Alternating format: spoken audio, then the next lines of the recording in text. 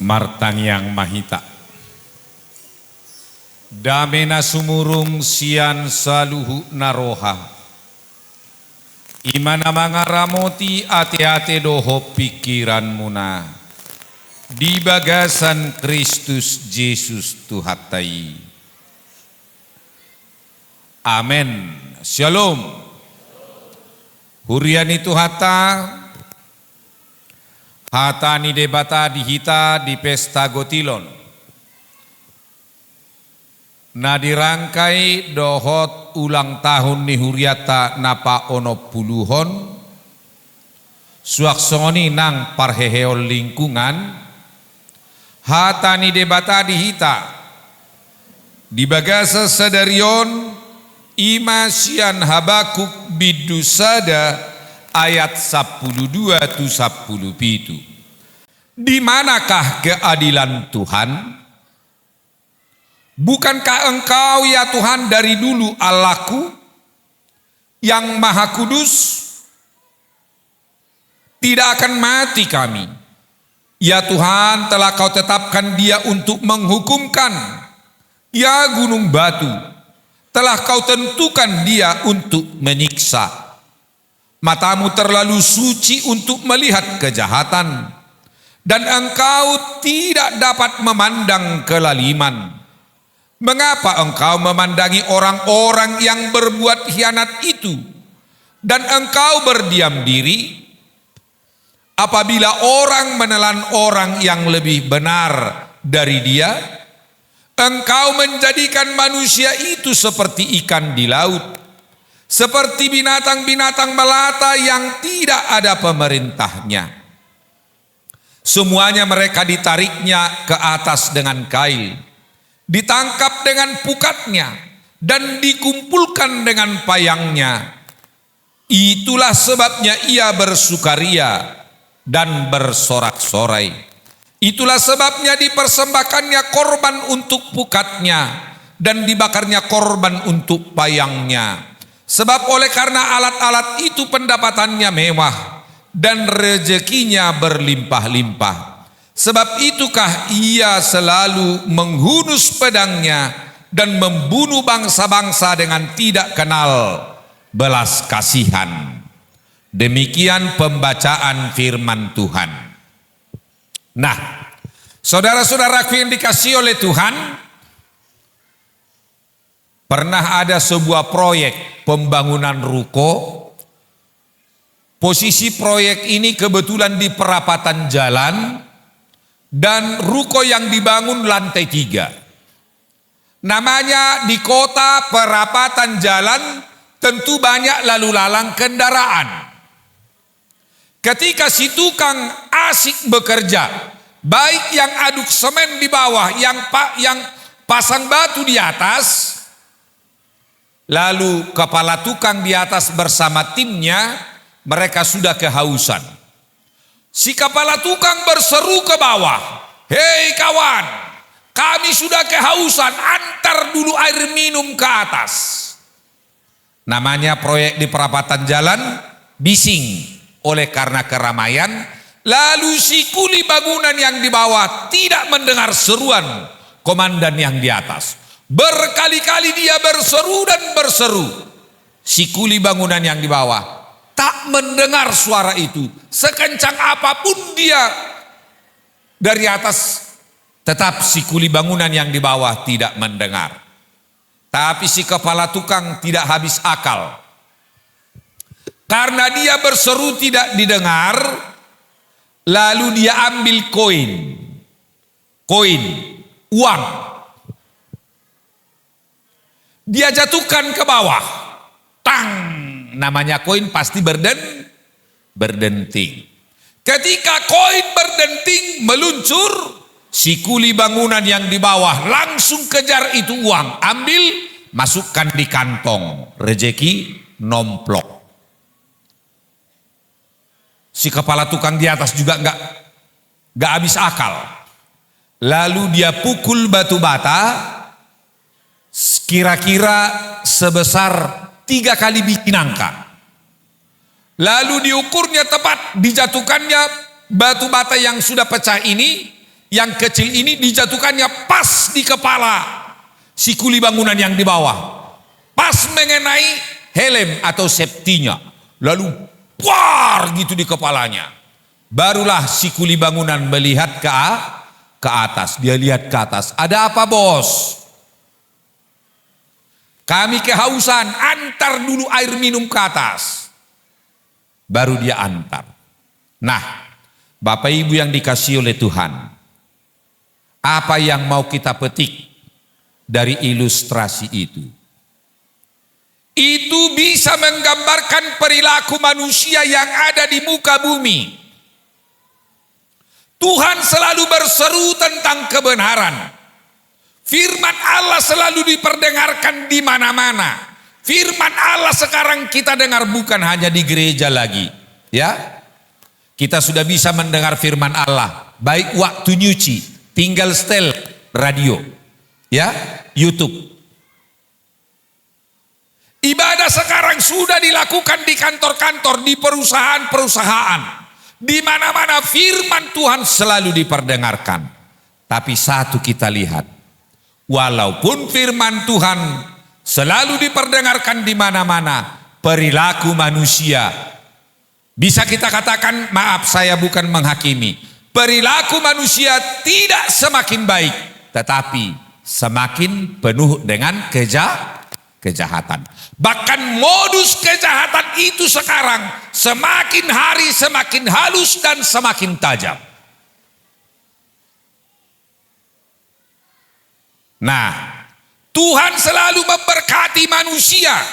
Ketika manusia semakin diberkati oleh Tuhan, manusia bukan semakin takwa, bukan semakin tunduk dan taat, tapi manusia semakin berperilaku homo homini lupus. Namanya harta, tidak pernah berkata cukup. Benar tidak? Adong madok ngasai bediau, dau. Ajar terus. 1001 macam cara manusia untuk mencari harta, mengumpulkan harta. Tapi harta bukan membuat manusia semakin rendah hati. Yang paling mengerikan, dia sudah bosan makan nasi. Dia sudah bosan makan sayur. Dia sudah bosan makan ikan, makan daging. Dia sudah bosan minum minuman yang sehat dan menyegarkan. Maka pertanyaan, sedikit orang, sebagian orang yang tidak mengenal bahwasanya apa yang dia terima itu adalah berkat dari Tuhan. Pertanyaannya, ngasing besukut-sukunna ahamal langot tasonari dangin nabe. Ise nama Allah Allangotta. Aisimatu pe ngai hantam. Amang bau pe dihantam. Tulang pe, apalagi tulang, diriba kok langsung tulangnya. Itulah perilaku manusia. Nah, sebegitulah jahatnya perilaku orang Israel di zaman Habakuk. Berkat Allah yang berlimpah bukan membuat bangsa Israel semakin tunduk dan taat kepada Tuhan, tetapi mereka semakin jahat dan semakin lalim. Tapi ibadah terus dilakoni, persembahan-persembahan dan pujian-pujian terus dilantunkan di bait Allah. Pujian mereka menggelegar langit, menggetarkan bumi, tetapi perilakunya jolim dan jolim. Orang miskin sudah ditindas, yatim piatu diperdaya, janda dan orang-orang miskin selalu menjadi santapan. Kaum bangsawan sudah berlaku lalim. Raja pun kalau kita baca di ayat sebelumnya, bahkan Raja Israel juga tidak lagi memperdulikan rakyatnya, tapi sibuk memperkaya diri. Oleh karena itu Allah murka, Allah marah, Allah murka. Lalu Tuhan mengutus orang Kasdim. Kalau kita baca di ayat, mulai dari ayat 5. Di situ Allah mengutus orang Kasdim untuk menghancurkan orang Israel. Lalu orang Israel dihancurkan, dibunuh. Kaum bangsawan kumpul semua. Makanya dikatakan engkau membuat mereka seperti ikan yang dipancing, diangkat dengan jala atau dikumpulkan dengan jalanya. Kaum bangsawan, raja, kaum bangsawan, kaum kapital atau orang-orang kaya, cendekiawan orang Israel, semua dikumpul orang Kasdim, dibawa, ditawan ke Irak. Karena Kasdim itu sekarang adalah negara Irak. Lalu mereka semua dijadikan budak. Bapak Ibu yang dikasihi oleh Tuhan,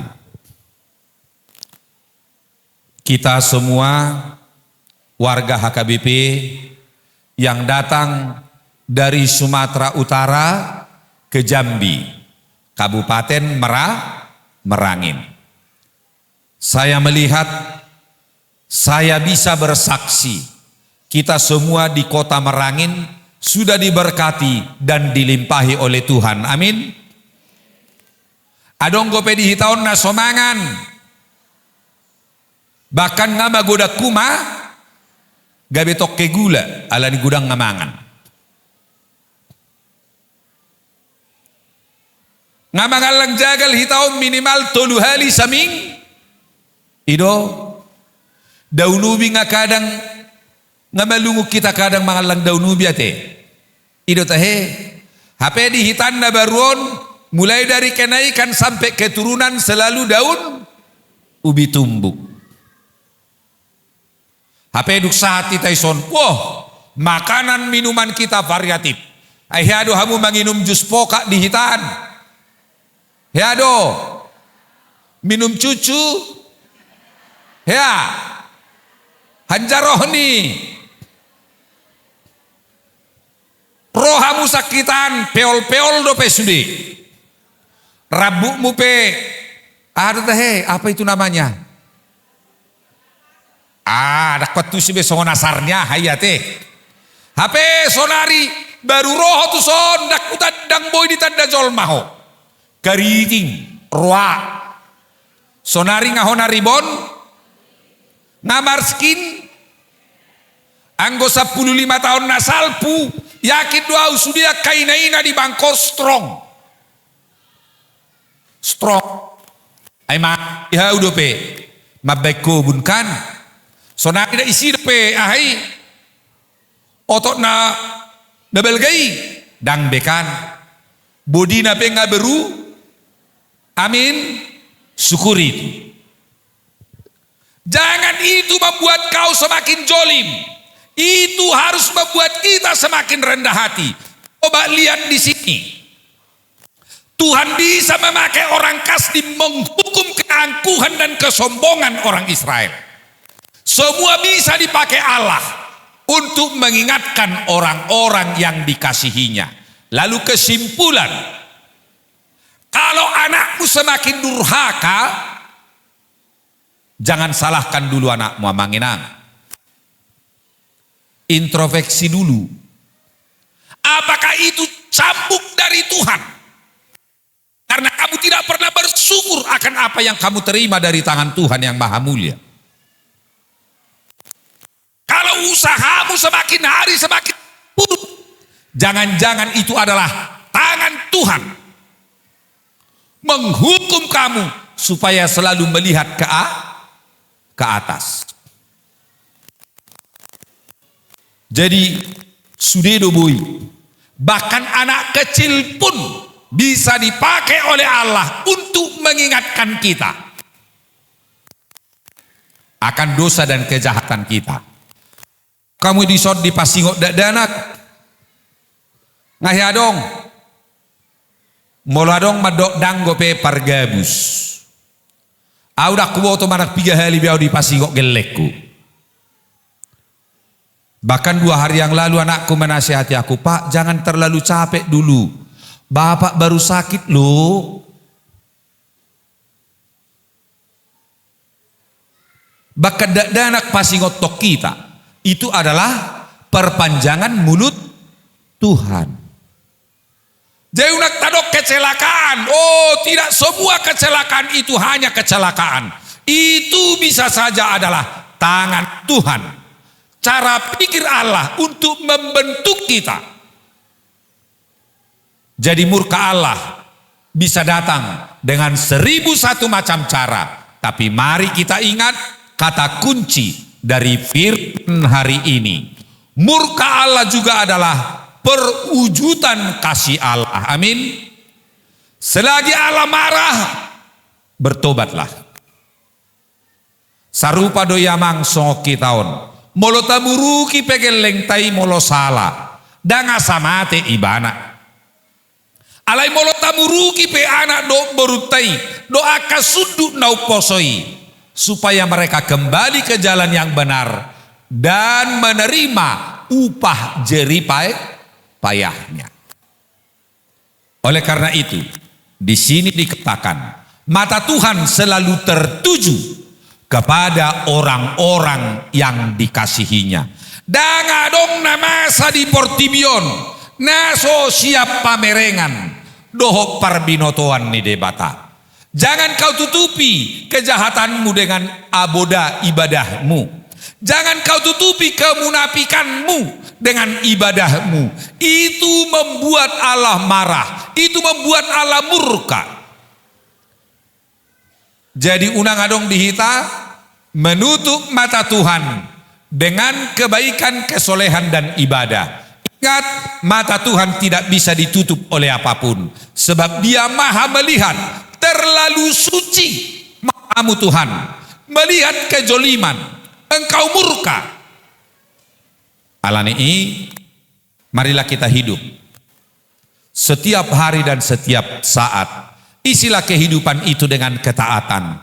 Karena Allah juga selalu setia memberkati dan melimpahi hidup kita. Amin. Martangyak kita. Tuhan Yesus, kami bersyukur Bapa. Firman-Mu hari ini mengingatkan kami.